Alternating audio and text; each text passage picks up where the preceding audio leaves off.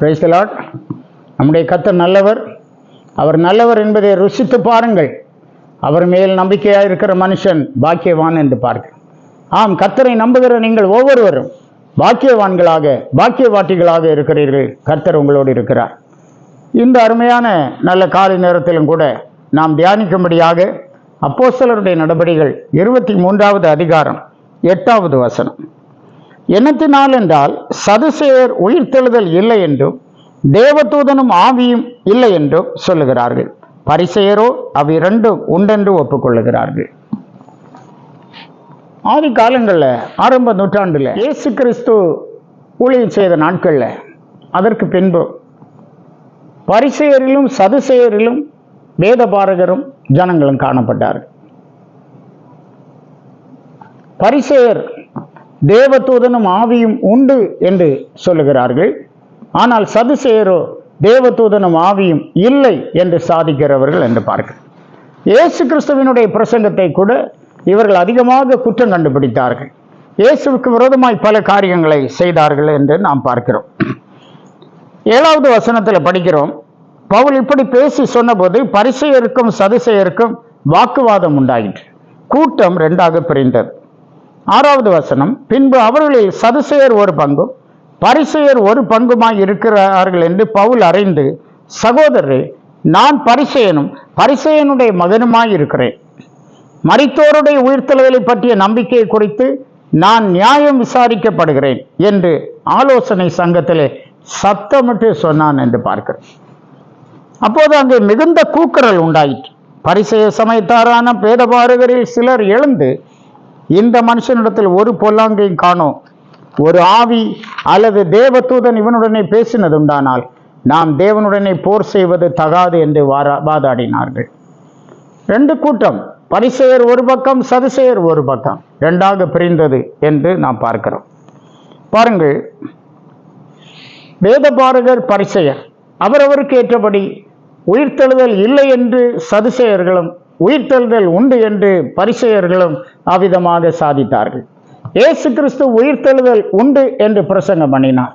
அப்போது சதுசேயர்கள் இயேசுவினிடத்திலே ஒரு கேள்வி வைத்தார்கள். என்னவென்றால், ஒரு மனுஷன் விவாகம் செய்தான், பின்பு அவன் இறந்து போனான்.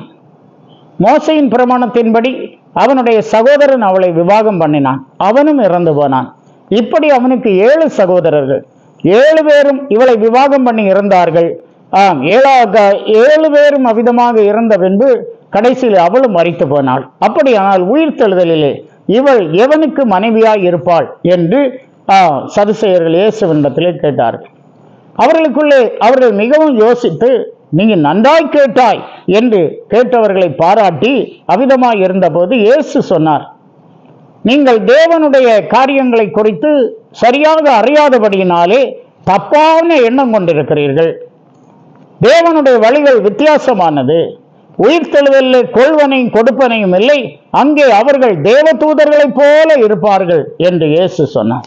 ஆம், பாருங்கள், உயிர்த்தெழுதல் இல்லை என்று சாதித்த சதுசேயர் கேட்ட கேள்விக்கு இயேசு இவ்விதமான பதில் கொடுத்த போது அவர்களால் ஒன்று சொல்ல முடியாமல் போயிட்டு, இன்றைக்கும் அநேகர் தேவனுடைய திட்டங்களையும் சித்தங்களையும் அறியாதபடியினாலே ஆண்டவரை குறித்து, ஆண்டவருடைய வார்த்தைகளை குறித்து தப்பான எண்ணம் கொள்ளுகிறார்கள் என்று பார்க்கிறோம். கர்த்தராகிய இயேசு சொன்னதான ஒரு வார்த்தையை கூறி நான் முடிக்கிறேன்.